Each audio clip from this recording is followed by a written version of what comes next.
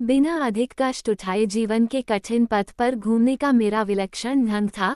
भले ही शारीरिक एवं नैतिक दृष्टि से मैं प्रायः नंगे पांव ही घूमता था। मैं आशा करता था, प्रतिदिन मेरी प्रातःकालीन आशाएं सायंकाल पर निर्भर रहती थीं, सायंकाल की प्रातःकाल पर, पतझड़ की आशाएं वसंत पर और वसंत की पतझड़ पर, इस वर्ष की अगले वर्ष पर, और इस प्रकार केवल आशाओं के बीच तमाम अभावों के साथ मैंने जीवन के लगभग 30 वर्ष गुजार दिए।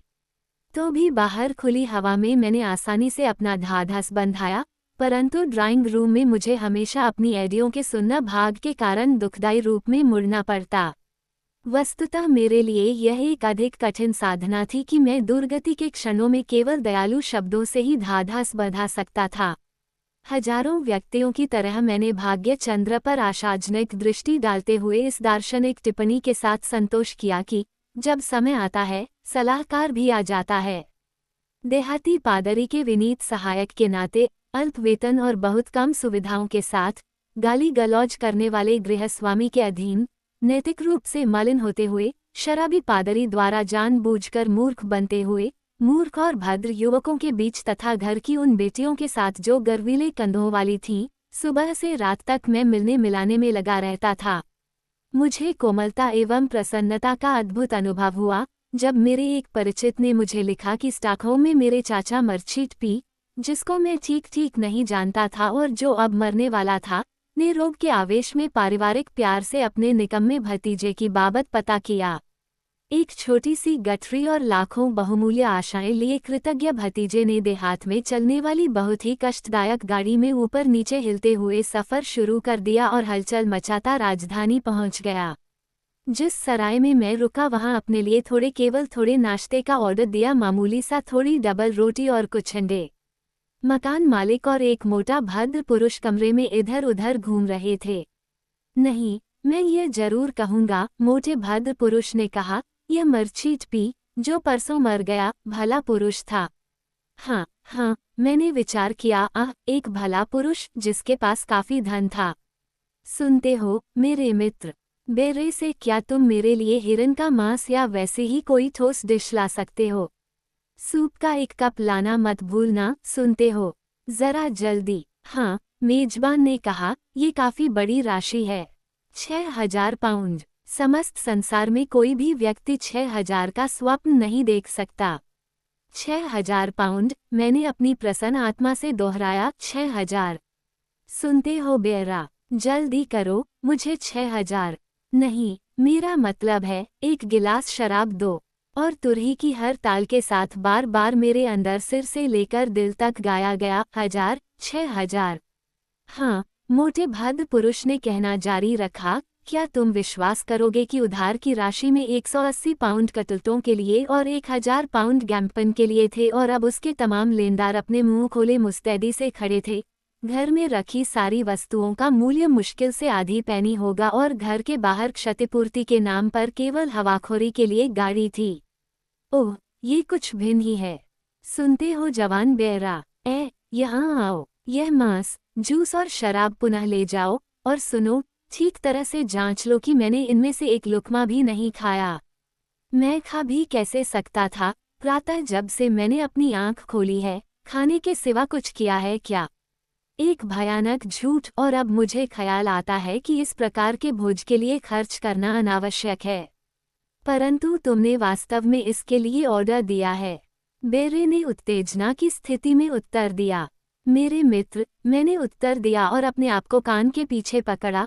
कान वह स्थान है जहां व्याकुलता की स्थिति में एक तरह की जरूरी सहायता मिल जाती है। मेरे मित्र, यह मेरी गलती थी जिसके लिए मुझे दंड मिलना चाहिए, लेकिन यह मेरा दोष नहीं था कि एक धनी उत्तराधिकारी, जिसके लिए मैंने नाश्ते का ऑर्डर दिया था, वह एकाएक गरीब हो जाए। हाँ, कई शैतानों से भी अधिक गरीब, क्योंकि वह आधे से भी अधिक अपने वर्तमान साधन भविष्य के लिए खो चुका है। वो इन परिस्थितियों में, जिनका तुम अनुमान लगा सकते हो, इतने महंगे नाश्ते का मूल्य नहीं दे सकता। फिर भी जो अंडे मैंने नष्ट कर दिए हैं, उनका मूल्य देने में मुझे कोई आपत्ति नहीं, और जो कष्ट तुमने उठाया है उसके लिए भी उत्तम चीज दे सकता हूँ, क्योंकि जरूरी काम के कारण मुझे यहाँ से तुरंत जाना होगा। श्रेष्ठ तर्क और उत्तम चीज, से मैंने अपने दुखी दिल को सांत्वना दिया और पानी भरे मुंह से उस प्यारे नाश्ते को अपने गले से हटा दिया। फिर अपनी छोटी गठरी को हाथ के नीचे दबाया और सस्ते मकान की तलाश में शहर में आगे बढ़ गया, ये सोचते हुए कि इसके लिए पैसे कहाँ से लाऊंगा। आशा और वास्तविकता में प्रबल टक्कर के परिणामस्वरूप मेरे सिर में दर्द हो गया, परंतु भ्रमण करते हुए मैंने फीतों और सितारों से सजे एक भद्र पुरुष को अपनी शानदार गाड़ी से उतरते देखा। उसका रंग हल्का पीला था, गहरी झुर्रीदार भौहों में कुत्सित रसिकता का बोध होता था। वह युवा काउंट था, जिससे मेरी जान पहचान उपसला विश्वविद्यालय में हुई थी। आयु और जीवन की थकावट के कारण वह इस तरह चल रहा था कि अब नाक के बल गिर जाएगा। ये देखकर मैंने अपना सिर थाम लिया और वायु को अंदर खींचा, जो दुर्योग से उस स्थान पर भुने जा रहे एक कबाब की गंध से भरी हुई थी, जो मानो निर्धनता तथा स्वच्छ हृदय की प्रशंसा से भरी थी। अंत में दूर एक गली में एक छोटा सा मकान मुझे मिल गया, जो मेरी आशाओं की अपेक्षा अंधकार में भविष्य से अधिक उचित था। मैंने स्टॉकहोम में शरद ऋतु व्यतीत करने की आज्ञा ले ली थी और जैसी आशा की जाती थी उसके विपरीत किसी दूसरे ढंग से व्यतीत करने के लिए मैंने सोचा, परंतु करना क्या होगा। साहस खो बैठना सबसे बुरी बात है। खाली हाथों से आकाश की ओर ताकना भी बहुत अच्छा नहीं है। भले कोई आशा करे या न करे, सूर्य को तो उदय होना ही है। नगर के ऊपर शरद ऋतु के भारी बादलों को मडराते हुए देखकर मैंने सोचा, पेस्टर जी की रक्षा के जो रुगन साधन उपलब्ध थे, उनकी अपेक्षा भविष्य में कुछ प्रीतिकर साधनों के साथ अच्छी जीविका अर्जित करने के लिए सभी साधनों का प्रयोग करने का मैंने निश्चय किया, और इस बीच प्रतिदिन की बातों को दुखी हितकर बातों को दुखी परिस्थितियों में लिखने का भी। ईमानदारी से खोखले सिरों की खोखली उपज को लिखने वाले पेशे में ऐसे कानों को ढूंढने के लिए जो बहरे न हों, मैंने व्यर्थ के प्रयासों में दिन गुजारे। मेरे भोजन में कमी होने तथा बढ़ती हुई आशाओं के साथ एक सायंकाल मैंने अपने पंचांग पर क्रॉस का चिन्ह लगा दिया। मेरा मेजबान मुझे अभी अभी प्यारी चेतावनी देकर गया है कि पहले चतुर्मास का किराया कल तक अदा कर दूं, और यदि नहीं करता हूं तो अपने सामान के साथ नगर की सड़कों पर मुझे इधर उधर भटकना पड़ेगा। नवंबर की अवर्णनीय शरद रात के 8 बजे थे जब मैं अपने एक बीमार मित्र के लिए वस्तुतः बिना सोचे समझे अपना बटुआ खाली करके लौटा था, और आते ही ये प्यारी बातें मुझे सुननी पड़ी थीं। मैंने अपनी पतली मध्यम मोमबत्ती को अपनी अंगुलियों से बुझाया, कमरे को इस तरह निहारा जैसे भविष्य में मुझे यहाँ सोने बिछाने के लिए बाध्य होना पड़ेगा। निश्वास लेते हुए मैंने एक लोकोक्ति दोहराई और धीरे से खिड़की के पास पड़ी लंगड़ी मेज को अपनी ओर खींचा। खिड़की के बाहर वर्षा और हवा रुकने का नाम नहीं लेती थी। उस समय मेरी दृष्टि रसोई में तेज जलती हुई आग की तरफ गई, जो मेरे उस बदहाल कमरे के सामने थी और जिसकी अंगीठी इतनी काली थी जितनी वह हो सकती थी।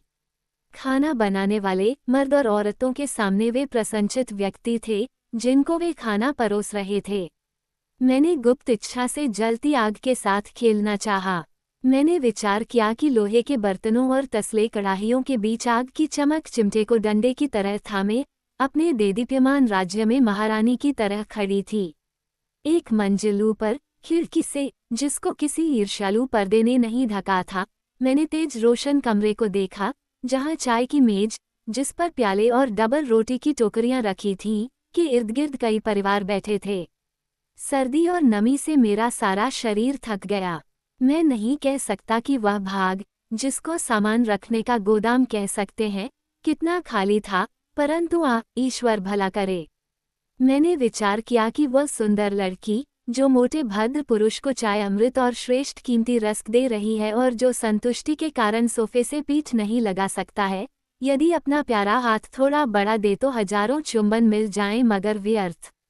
संतुष्ट भद्र पुरुष अपना प्याला लेता और रस्क को इस अनंत धीरज से उसमें तर करता है जैसे वह शराब हो। अब रमणीय लड़की उससे आलिंगन करती है। मैं हैरान हूं कि वह उसका प्यारा पिता है या चाचा या ईर्ष्यालु मर्त्य, परंतु नहीं, ये बिल्कुल संभव नहीं है। वो उससे कम 40 वर्ष बड़ा है। देखो, वो वास्तव में उसकी पत्नी होगी, बड़ी महिला जो उसके पास सोफे पर बैठी है और जो छोटी महिला को रस्क देती है। बड़ी महिला अति प्रतापी दिखाई देती है, लेकिन वह अब किसके पास जा रही है? मैं उस व्यक्ति को देख नहीं सकता। खिड़की में से एक कान और कंधे का थोड़ा हिस्सा ही नजर आता है। मैं इसको वास्तव में भ्रम नहीं कहूंगा कि सम्माननीय व्यक्ति मेरी ओर पीठ मोड़ लेता है, परंतु वह उस छोटी महिला को 15 मिनट अपने सामने खड़ा रखता है, उसका अभिवादन करता है और अच्छी चीज भेंट करता है। ये पूरी तरह से मुझे उत्तेजित करता है। यह महिला ही होगी। एक पुरुष ऐसे दिव्य व्यक्ति के प्रति इतना अविनीत नहीं हो सकता, परंतु या वह प्याला लेती है। ओ शोक! एक महान आदमी का हाथ रस्कों की टोकरी में जाता है, जंगली। और वह अपनी सहायता स्वयं कैसे करता है, गंवार। मैं जानना चाहता हूँ कि वह भद्र पुरुष इसका भाई है, वह शायद भूखा है, विनीत व्यक्ति। अब एक के बाद एक, दो प्यारे बच्चे आते हैं जो बहन की तरह ही हैं। अब मुझे हैरानी होती है कि एक कानवाले भले व्यक्ति ने कुछ बाकी भी छोड़ा है। अत्यंत रमणीय लड़की अब छोटे बच्चों का आलिंगन करती है, उनको चूमती है और श्रीमान गोबेल की अंगुलियों से बचे हुए रस्क और केक उन्हें देती है। अब वो महिला उत्सव से बच रही चीजें लेती है, सुगंध, मेरी तरह। एकाएक कमरे में यह क्या हलचल हुई? बूढ़ा आदमी अपने आप को सोफे से उठाता है, एक कानवाला व्यक्ति आगे बढ़ता है और ऐसा करने में युवती को धक्का देता है, जिसके फलस्वरूप वह चाय की मेज से टकरा जाती है, जिसके कारण विनीत महिला, जो सोफे से उठना ही चाहती थी, पुनः सोफे पर गिर जाती है। बच्चे इधर उधर कूदते हैं और तालियां बजाते हैं। दरवाजा खुल जाता है, एक युवा अधिकारी अंदर आता है, युवती अपने आप को उसकी बाहों में फेंकती है। इसी तरह, वास्तव में, अब मजा आया है। मैंने बडील को इस तेजी से बंद किया कि वो कड़क गई और वर्षा से भीगते हुए, कांपते घुटनों के साथ, मैं कुर्सी पर बैठ गया। मुझे खिड़की पर करना ही क्या था? ये प्रश्न तभी उठता है जब किसी चीज की जिज्ञासा करता हूँ।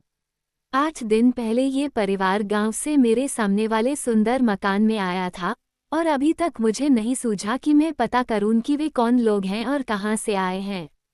आज भी उनके घरेलू मामलों को नाजायज तौर पर जानने की क्या जरूरत थी? उसमें मुझे रुचि कैसे हो सकती थी? मैं भी अप्रसन्न था, संभवतः मैंने हृदय में थोड़ी पीड़ा महसूस की। परंतु ये सब होते हुए भी, चिंताजनक विचारों को, जिनसे कोई लाभ न हो, स्थान देना मेरे निश्चय के अनुरूप नहीं था। मैंने अकड़ी अंगुलियों में कलम पकड़ी और अपने संताप को दूर करने के लिए, घरेलू प्रसन्नता को, जिसका मैंने अभी आनंद नहीं लिया, वर्णन करना चाहा। इसके अतिरिक्त अपने अकड़े हाथों पर फूंक मारकर मैंने अपने को सचेत किया। क्या मैं ही वह पहला व्यक्ति हूँ जिसने कल्पना शक्ति की उग्र लड़ी में उस सच्ची लगन को चाहा है जिसको वास्तविकता के कठोर संसार ने वंचित रखा है? 25 शिलिंग जलाने वाली लकड़ी के एक तोल के लिए। हाँ, विश्वास करो, दिसंबर से पहले तुम नहीं ले सकोगे। मैंने लिखा, वो परिवार प्रसन्न है, तिगुना प्रसन्न है, जिसके सिकुड़े दायरे में किसी के दिल में निर्जनता से रक्तस्राव होता है, अचल निर्जनता से आनंदित होता है। कोई दृष्टि, कोई मुस्कान बिना उत्तर पाए नहीं रहती, और जहाँ मित्र, शब्दों से नहीं बल्कि कृपा से एक दूसरे को रोज कहते हैं, तुम्हारी रक्षा, तुम्हारी प्रसन्नता, तुम्हारा आनंद, सभी मेरे भी हैं। शांतमय और सुखी घर प्यारा है, जो जीवन में थके यात्री की रक्षा करता है, जो अपनी मित्रतापूर्ण जलती अंगीठी से, लाठी पर झुके हुए बूढ़े आदमी, शक्तिशाली पुरुष, प्यारी पत्नी और प्रसन्न बच्चों को विश्राम देता है, बच्चों को, जो उछलते और शोर मचाते हैं, अपने सांसारिक स्वर्ग में नाचते हैं और खेल में दिन गुजारकर सायंकाल मुस्कुराते होठों से धन्यवाद की प्रार्थना को दोहराते हैं और अपने माता पिता की छाती पर सो जाते हैं, जबकि उनकी मां की मंद आवाज उन्हें लोरी सुनाती है। नन्हे देवदूत खड़े हैं चक्र में, रक्षा करने उन बच्चों की, सो रहे हैं जो आनंद से, अपनी अपनी सुखद शैया पर। अब मुझे ये सब छोड़ना पड़ा क्योंकि वर्षा की बूंदों से मिलते जुलते कण मेरी आंखों में आ गए और मैं स्पष्ट देख नहीं सका। ज्यों ही मेरी इच्छा के विरुद्ध मेरे पुनर्विचारों ने उदासी का रूप धारण किया, मैंने सोचा, कितने व्यक्ति हैं जो अपनी व्यथा में सांसारिक जीवन की सर्वाधिक प्रसन्नता, घरेलू प्रसन्नता के बिना रह सकते हैं। क्षण भर के लिए मैंने अपने कमरे में रखे पूरे दर्पण सच्चाई के दर्पण में मनन किया और उद्विग्न भावनाओं को पुनः लिखना आरंभ कर दिया। अनाश्रित को वास्तव में अप्रसन्न कह सकते हैं, जिसको जीवन के व्याकुल और उदासीन क्षणों में, जो कभी कभी आते हैं, कोई अपने सच्चे दिल से नहीं लगाता, उसकी आहों को नहीं लौटाता, जिसके मौन शोक को ये कहकर दूर नहीं करता, मैं तुम्हें समझता हूँ, मैं तुम्हारे दुख में दुखी हूँ। वह नीचे गिराया जाता है, उसे कोई नहीं उठाता, वह रोता है, उसे कोई नहीं देखता, वह जाता है, कोई उसका पीछा नहीं करता, वह आता है, कोई उसे मिलने नहीं आता, वह आराम करता है, कोई उसकी रखवाली नहीं करता। वह अकेला है, ओह, वो कितना अभागा है। वह मर क्यों नहीं जाता? उसके लिए रोएगा कौन? वो कब्र कितनी ठंडी है जिसको प्रेम के आंसू तर नहीं करते। वो सर्दी की रात में असहाय है, पृथ्वी पर उसके लिए फूल नहीं है और अंधकार स्वर्ग की बत्तियों को जलाता है। वह घूमता क्यों है वह असहाय, वो प्रतीक्षा क्यों करता है, वो उड़ क्यों नहीं जाता सायों के संसार को। आह, वह अब भी आशा करता है, वो भिक्षुक है जो आनंद की भीख मांगता है, जो अंतिम समय में भी मांगता है कि दयालु हाथ उसे भिक्षा दे दें। वो पृथ्वी का केवल एक फूल चुनेगा, अपने दिल पर लगाएगा। इसलिए वह अपने आप को अकेला, असहाय न समझे और अंतिम आराम के लिए चल दे। यह मेरी अपनी स्थिति थी जिसका मैंने वर्णन किया है, मैंने अपने आप पर विलाप किया। माता पिता से शीघ्र ही वंचित हो गया, न भाई बहन, न कोई मित्र, न संबंधी। मैं संख्या में इस तरह अकेला और असहाय खड़ा था, अंदर परमात्मा पर भरोसे और स्वाभाविक प्रसन्न प्रकृति के सिवाय। मैंने कई बार इस घृणित संसार को छोड़ देने की इच्छा की। अब तक मैंने लगातार अच्छे भविष्य की आशा की थी और यह अधिकतर अंदरूनी भावना के कारण थी, इसलिए अति उत्तम थी, बजाय इसके कि दर्शन की सहायता से स्पष्ट इच्छाओं को वर्तमान के लिए दबाया जाए, क्योंकि यह संभावना के बिल्कुल विरुद्ध था। कुछ समय के लिए मेरे साथ उल्टी बात रही। मैंने अनुभव किया, विशेषकर आज सायंकाल, जिसको शब्दों में नहीं कहा जा सकता, कि मैं भी किसी को प्रेम करूं, मेरे पास कोई हो, कोई मेरे साथ चिपटे, जो मित्र की तरह रहे। दूसरे शब्दों में, संसार में मेरे लिए अति उत्तम परम सुख, पत्नी, प्यारी अनुरक्त पत्नी। ओह, वो मुझे आराम देगी, मुझे प्रसन्न करेगी, दरिद्र से दरिद्र झोंपड़ी में भी मुझे राजा बनाएगी। मुझे शीघ्र ही लगा कि मेरे हृदय की प्रेमाग्नि मेरे विश्वसनीय को मेरे पास ठंडा होने से सुरक्षित रखेगी। पूर्व की अपेक्षा अधिक हतोत्साह होते हुए मैंने अपने कमरे में कुछ चक्कर लगाए, अर्थात 2 कदम दाएं चलकर पुनः लौट जाना। मेरी स्थिति की चेतना ने दीवार पर साए की तरह मेरा पीछा किया। जीवन में पहली बार मैंने अपने आप को उदास पाया और अपने अंधकार में भविष्य पर धुंधली नजर डाली। मेरा कोई संरक्षक नहीं था, इसलिए चिरकाल तक अपनी उन्नति की बाबत नहीं सोच सकता था, फलस्वरूप अपनी रोटी, मित्र और पत्नी की बाबत भी। परंतु समस्त संसार में क्या है? एक बार पुनः मैंने अपने आप से गंभीरता से कहा, दिमाग को मारने में कौन सहायता करता है? चिंताजनक विचारों से मुक्त होने के लिए मैंने एक बार फिर प्रयास किया। काश कोई क्रिस्तानी आत्मा आज सायंकाल मेरे पास आती, कोई भी मित्र या शत्रु, तो एकांत से बेहतर होता। हाँ, भूतों की दुनिया में रहने वाला भी यदि दरवाजा खोलता तो मैं उसका भी स्वागत करता। यह क्या? दरवाजे पर 3 बार दस्तक। मुझे विश्वास नहीं होता, पुनः 3 बार। मैंने दरवाजा खोला, वहाँ कोई नहीं था, केवल हवा सीढ़ियों पर ऊपर नीचे चल रही थी। मैंने दरवाजा जल्दी से बंद कर दिया और अपने हाथों को जेबों में डाल ऊंचे स्वर में गुनगुनाते हुए इधर उधर चला। कुछ क्षणों के बाद मैंने निःश्वास अनुभव किया। मैंने मौन रहकर सुना। दोबारा नी, संदेह नी, श्वास था गहरा और शोकाकुल। मैंने हैरानी से पूछा, कौन है वहाँ? कोई उत्तर नहीं मिला। क्षण भर के लिए मैं शांत खड़ा सोचता रहा कि वास्तव में इसका क्या मतलब हो सकता था। इतने में एक भयानक शोर हुआ, मानो भद्दी तरह से चिल्लाती हुई बिल्लियों को सीढ़ियों पर छोड़ दिया गया हो, जो अंत में मेरे दरवाजे पर जोर से टकराई हूँ। इसने मेरे संदेह का अंत कर दिया। मैंने मोमबत्ती और छड़ी उठाए और बाहर जाने के लिए चला। जब मैंने दरवाजा खोला, मेरी मोमबत्ती बुझ गई। एक भारी भरकम सफ़ेद आकृति मेरे सामने टिमटिमाने लगी और मुझे महसूस हुआ कि 2 शक्तिशाली बाहों ने मुझे जकड़ लिया है। मैंने सहायता के लिए शोर मचाया और अपने आप को उसके चंगुल से छुड़ाने के लिए इतना जोर लगाया कि मैं और मेरा शत्रु दोनों भूमि पर गिर गए, परंतु मैं उसके ऊपर पड़ा था। तीर की तरह मैं फिर ऊपर उछला और लैंप पकड़ने ही वाला था कि किसी चीज से टकरा गया। परमात्मा जानता है कि वह क्या था। मेरा पूर्ण विश्वास है कि किसी ने मेरे पैरों को दृढ़ता से पकड़ रखा था, जिसके कारण मैं दूसरी बार गिरा। मेज के कोने पर मेरा सिर लगा और मैं सुध खो बैठा, जबकि शंकायुक्त शोर, जो ठहाके से मिलता जुलता था, मेरे कानों में गूंजा। जब मैंने दोबारा आंखें खोली तो चकाचौंध रोशनी नजर आई। मैंने आंखें दोबारा बंद कर ली और अपने आसपास एक संभ्रांत शोर सुना। फिर आंखें थोड़ी खोली और आसपास पड़ी चीजों को पहचानने की कोशिश की। ये इतनी अजीब और गूढ़ार्थक लगी कि मैं डर गया। मेरा दिमाग चल गया था। मैं सोफे पर लेटा था और नहीं, मैंने वास्तव में अपने आप को धोखा नहीं दिया। वह रमणीय लड़की जो आज सायंकाल निरंतर मेरे ख्यालों में तैरती रही थी, वो वास्तव में मेरे सामने खड़ी थी और सहानुभूति की दिव्य आकृति लिए मेरे सिर को सिरके से धो रही थी। एक नवयुवक, जिसका मुख मेरा जाना पहचाना लगता था, अपने हाथों से थामे हुए था।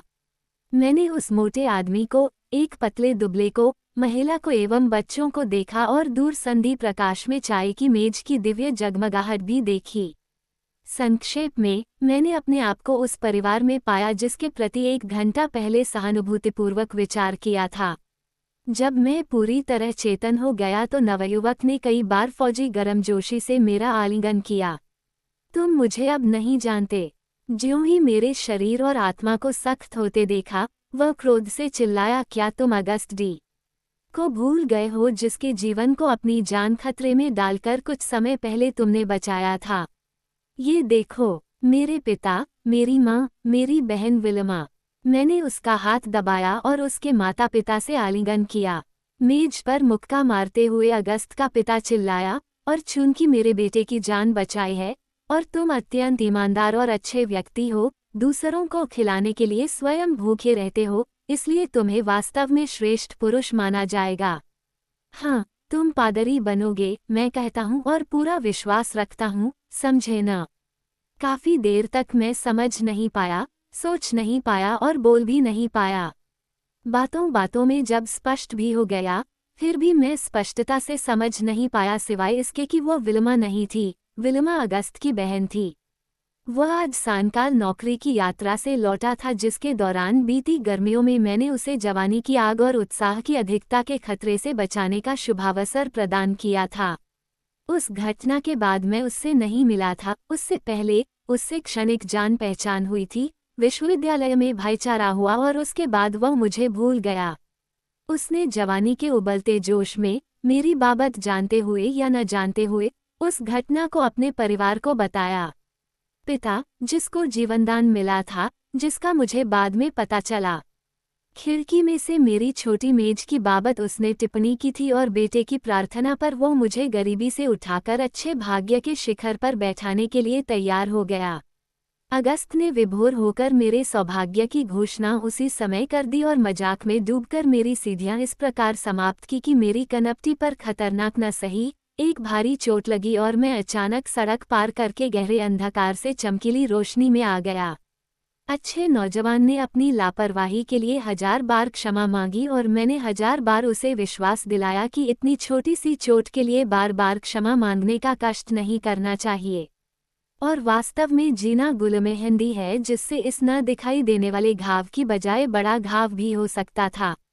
हैरान और कुछ व्याकुल होकर मैंने देखा कि कान और कंधे वाला आदमी, जिसने रिस्कों की टोकरी को बुरी तरह पकड़ा था और जिसके प्रति मैंने कठोरता दिखाई थी, वह और कोई नहीं बल्कि अगस्त का पिता और मेरा संरक्षक था। मोटा आदमी, जो सोफे पर बैठा था, विल्मा का मामा था। मेरे नए मित्रों की मेहरबानी और हर्ष ने मुझे अपने घर का सुख प्रदान किया। बड़े आदमियों ने मुझे घर के बच्चे का प्यार दिया, छोटों ने भाई माना और 2 बच्चों ने, ऐसा लगा कि मुझसे गहरी मित्रता की आशा की।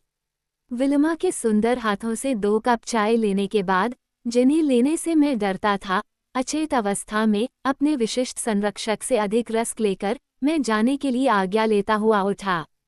उन्होंने वहीं रात गुजारने के लिए काफी जोर दिया, परंतु मैं अपनी पहली आनंदमयी रात अपने पुराने स्थान पर गुजारने के अपने निश्चय का, अपने भाग्य के महान राजा का धन्यवाद करते हुए पालन करना चाहता था। उन्होंने नए सिरे से मेरा और मैंने हृदय की गहराई से सबका आलिंगन किया। विलमा का भी, भले ही इसमें उसकी सहमति न थी। यदि इस आलिंगन को पहला और अंतिम होना है तो ये बेहतर होता कि मैं नहीं करता। मैंने बाद में सोचा। लौटते समय अगस्त मेरे साथ आया। उल्टी सीधी पड़ी मेज कुर्सियों के मध्य मेरा मेजबान ऐसी आकृति लिए खड़ा था जो वर्षा और धूप में बदलती थी। उसके चेहरे पर एक ओर कान तक अनैच्छिक मुस्कुराहट थी तो दूसरी ओर दोहरी ठुड्डी तक पीड़ा छाई हुई थी। उसकी आंखों में भी वही दया थी जबकि वे लड़ाई की दृष्टि लिए हुए थी। जब अगस्त ने अपने स्वर में यह जताया कि वह हमें अकेला छोड़ दे, ये सब कुछ मित्रतापूर्ण ढंग से ही हो गया और मालिक दांत पीसता हुआ नम्रतापूर्वक सलाम करके दरवाजे से गुम हो गया। अगस्त मेरी मेज, कुर्सी, चारपाई इत्यादि के बारे में निराश था। इस प्रकार के घटिया माल के लिए किराया वसूल करने के लिए अगस्त को पीटने की बुरी कार्यवाही से मैंने मेजबान को रोका। मैंने उसे निश्चल आश्वासन से संतुष्ट किया कि अगले ही दिन अविलंब मैं उन्हें हटा दूंगा।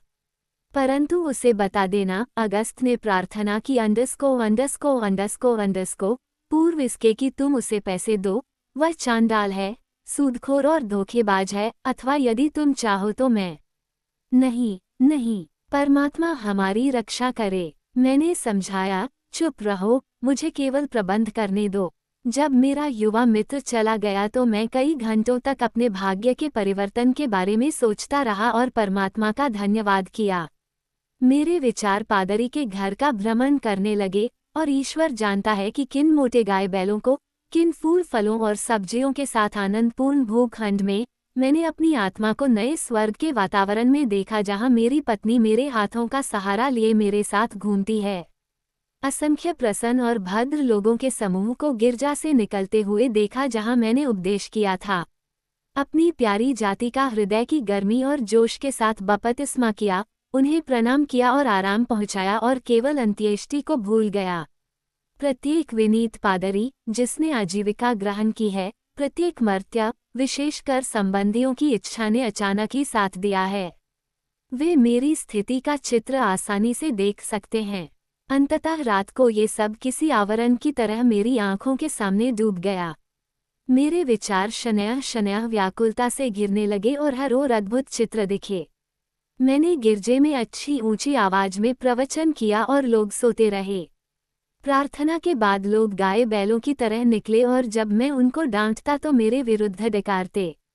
मैं अपनी पत्नी का आलिंगन करना चाहता था, परंतु उसे बड़े शलजम से जुदा न कर सका जो हर क्षण बढ़ता चला गया और अंत में हमारे दोनों हाथों पर उगाया। मैंने स्वर्ग की सीढ़ी पर चढ़ने का प्रयास किया जिसके सितारों ने कृपा करते हुए और चमकते हुए मुझे बुलाया, परंतु आलूओं, घास, उड़द के पौधों और मटर ने मेरे पांव को निर्दयता से जकड़ लिया और मेरे कदमों में रुकावट डाली। अंत में सिर के बल चलते हुए मैंने अपने आप को अपनी संपत्ति में देखा जबकि अपनी निद्राग्रस्त आत्मा में अत्यंत हैरान हुआ कि यह सब कैसे संभव हो सकता था। मैं अपने स्वप्न को याद करता हुआ गहरी निद्रा में सोया, किंतु फिर भी मैंने अपनी अचेतावस्था में पादरी के विचारों पर सोचना जारी रखा होगा क्योंकि प्रातः जागने पर मैंने अपनी ही आवाज में कहा, आमीन। पिछली शाम की घटनाएं स्वप्न नहीं बल्कि सच्ची थीं। जब तक कोई मुझे मिलने और अपने माता पिता के साथ खाना खाने के लिए बुलाने नहीं आया, मैं अपने आप को कठिनाई से आश्वस्त कर सका। जीवित विलमा, खाना, भविष्य की आशाओं की नई कड़ियां जो वर्तमान के चमकीले सूर्य से चमक रही थीं, इन सब ने मुझे नए सिरे से प्रसन्नता से हैरान कर दिया जिसका वर्णन शब्दों में नहीं किया जा सकता। कृतज्ञतापूर्ण दिल की गहरी भावना से मैंने नए जीवन को, जो मेरे सामने था, सलाम किया, इस इरादे के साथ कि जो कुछ भी हो ठीक करो और सर्वोत्तम की आशा करो। इसके 2 वर्ष बाद शरद ऋतु की एक शाम को मैं अपने पादरी के घर में अंगीठी के पास बैठा था।